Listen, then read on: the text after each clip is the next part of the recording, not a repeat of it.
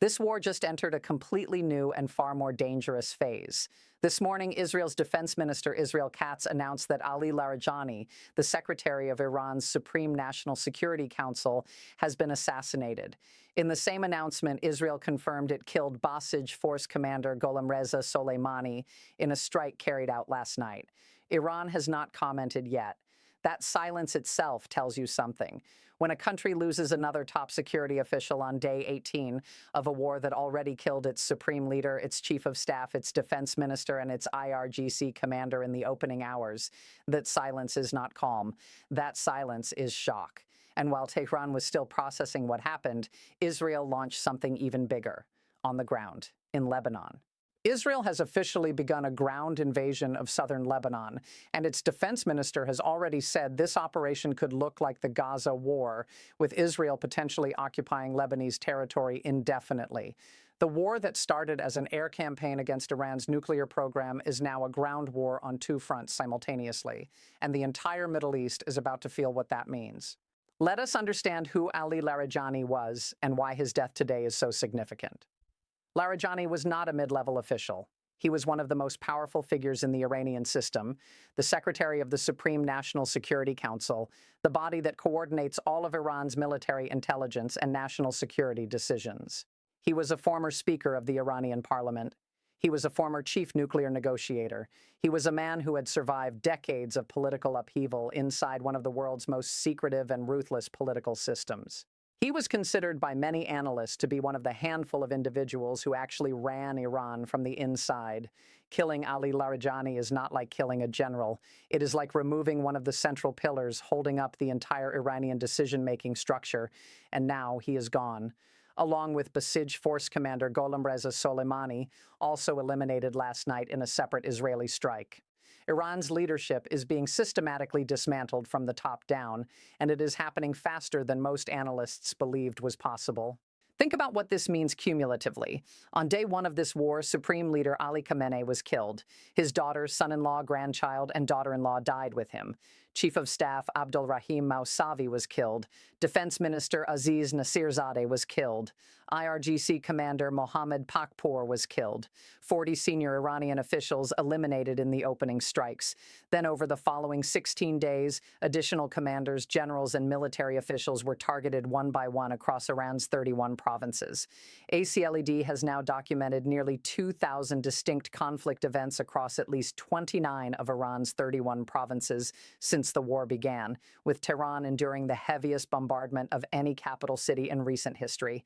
And now today, 18 days in, Ali Larijani is dead, and Basij Commander Gholamreza Soleimani is dead.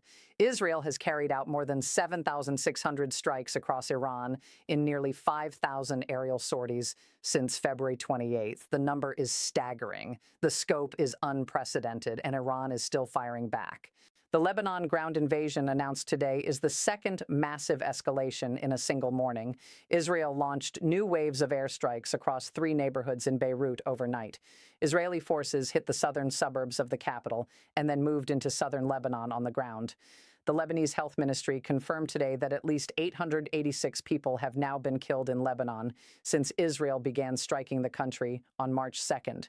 Among those 886 dead are 111 children. The Israeli army has issued forced evacuation notices that have displaced nearly 1 million people from their homes across southern Lebanon. 1 million people. And that was before the ground invasion began. Israel's defense minister said explicitly that this ground operation could resemble the Gaza war in its scope, and said Israel could occupy some Lebanese territory indefinitely. Canada, France, Germany, Italy, and the United Kingdom issued a joint statement in response, but the words in that statement will not stop Israeli tanks. They never have before. Meanwhile, the situation across the broader region continues to deteriorate on every front simultaneously. Saudi Arabia's Crown Prince Mohammed bin Salman spoke directly with Trump and expressed support for the continuation of military operations against Iran, even as Iranian forces launched approximately 60 drones toward eastern Saudi Arabia overnight, and the Saudi military had to intercept all of them. French President Emmanuel Macron spoke with Iranian President Masoud Pezeshkian and told him that Iran's attacks on neighboring countries are unacceptable. Macron warned that the current escalation could drag the entire region into chaos with severe consequences for years to come. Iran ignored him and kept firing. The Iranian Khatam al-Anbiya headquarters issued a public threat against Saudi Arabia, warning that the presence of the American aircraft carrier Gerald Ford in the Red Sea constitutes a direct threat to Iran, and that any entity providing logistical support to that carrier, including regional facilities and ports, would be considered a legitimate military target. Saudi Arabia is simultaneously intercepting Iranian drones, hosting American aircraft carriers, and being threatened with destruction. That is the position every Gulf country now finds itself in, whether it asked for it or not. In Iraq, the war is spreading in ways that are beginning to destabilize the country from within. At least 47 people have been killed in Iraq since the conflict began, the majority of them soldiers from the Popular Mobilization Force, the pro-Iranian militia network that operates across Iraqi territory. Iraqi security sources confirm that a drone struck the Al Rashid Hotel in Baghdad's Green Zone, the heavily fortified area that houses government offices and the American embassy. The hotel is intact, but the message is not subtle. Iran and its proxies are striking the symbolic heart of American diplomatic presence in Iraq. Rockets were also fired at an American logistical facility near Baghdad International Airport. Drones were intercepted near the U.S. Embassy in Baghdad and near the Balad Air Base in the Salah al-Din Governorate. Iraq's government has tried to stay out of this war officially, but pro-Iranian militias operating on Iraqi soil have the capacity to act independently of Baghdad's authority, and they are using that capacity every single night.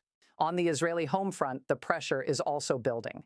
10 separate Iranian attack waves against Israel using ballistic missiles were identified on March 15th alone. 5 of those waves targeted the Tel Aviv metropolitan area.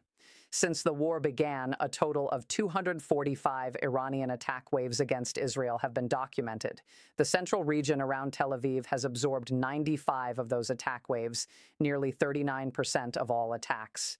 At least 15 Israelis have been killed since the conflict began, including 9 people killed when a missile scored a direct hit on a residential building in the city of Beit Shemesh. Air raid sirens blared in central Israel early this morning as a missile fired from Iran landed in an open area. Sirens blared again in the south shortly afterward. This is daily life in Israel now. Sirens, shelters, ballistic missiles, and a government that is simultaneously running a ground war in Lebanon and a sustained air campaign against Iran while its own cities absorb incoming fire. The economic picture continues to darken with every passing hour. The Strait of Hormuz remains effectively closed. Ship tracking data from March 16th shows almost no vessels moving through the strait, with dozens of tankers parked and waiting on each side of the waterway. More than 150 tankers sit motionless in the Gulf. Qatar's energy minister has warned explicitly that continued conflict could force Gulf producers to halt all exports and declare force majeure, which would send global energy prices into territory not seen in modern history. The UN World Food Program has warned that disruption to the strait is already building toward a long-term global food crisis, because nearly half of all global fertilizer exports pass through this region. The Fertilizer Institute confirmed that roughly 50% of global urea and sulfur exports and 20% of global liquefied natural gas move through the waters now controlled by this conflict. Brent crude has climbed past $105 a barrel. American gas prices are up 24% since February 28th. The cost of this war to the United States military alone is running at approximately $890 million per day, according to CNN analysts. The total U.S. cost in the first 6 days alone was $11.3 billion. The math is not complicated. This war is expensive, it is expanding, and it has no clear endpoint. Trump this morning posted on Truth Social that Iran is militarily ineffective and weak, and accused Tehran of using artificial intelligence as a disinformation weapon. He claimed that Iranian videos of kamikaze boats shooting at ships at sea are fake, calling the boats phony and saying they do not exist. That is the President of the United States dismissing Iranian military capability on a social media platform, while simultaneously his own Pentagon is asking Ukraine for expertise on how to intercept and destroy Iranian drones. While Trump calls Iran weak on Truth Social, American troops are being wounded in 7 different countries by Iranian weapons. Approximately 200 U.S. troops have been injured across 7 countries. 13 American service members are dead. And the U.S. military destroyed 17 Iranian warships to try to break the Hormuz blockade and failed. Here is what today means in the clearest possible terms.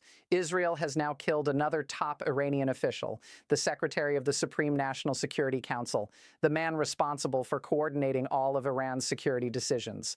Israel has simultaneously launched a ground invasion of Lebanon, with its defense minister explicitly comparing it to the Gaza war and suggesting indefinite occupation of Lebanese territory. The Strait of Hormuz is still closed. The Baghdad Green Zone is being struck by drones. Saudi Arabia intercepted 60 Iranian drones overnight.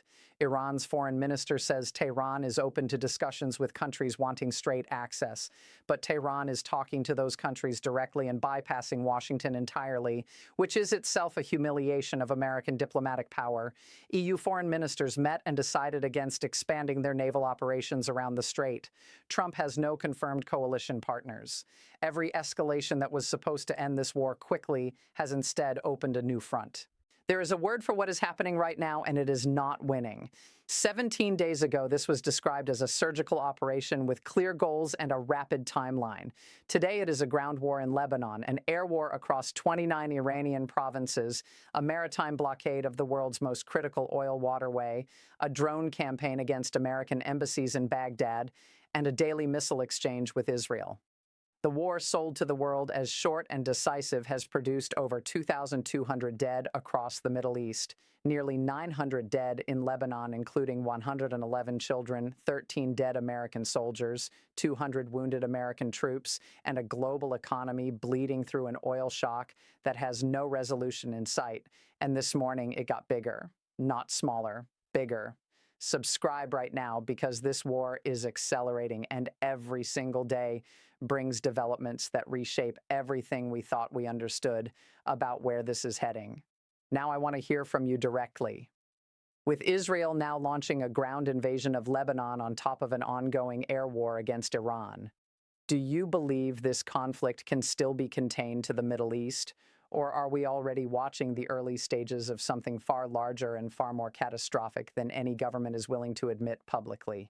And with Iran's top security leadership being eliminated one by one, do you think Iran is getting weaker, or is it getting more unpredictable and therefore more dangerous? Leave your answer below right now.